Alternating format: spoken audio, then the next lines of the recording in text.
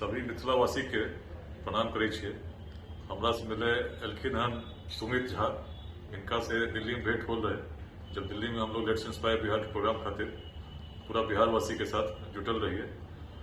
हमें छिए बेगूसराय के सब मिथिलावासी के कहे चाहे छिए जे पूरा अभियान है लेट्स इंस्पायर बिहार, कहीं न कहीं एकर उत्पत्ति जो भेल है मिथिले के बौद्धिक परंपरा से भेल है, जो प्राचीन काल में एते बढ़िया रहे जो पूरा ज्ञान के प्रसार एहन भेल जो वेदांत के दर्शन भए गए।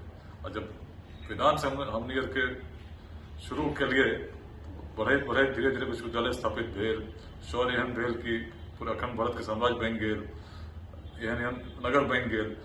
लेकिन अगर देखबे किए भेले तो दृष्टि बहुत बड़का रहे, दृष्टि बहुत दूर तक देखे वाला रहे।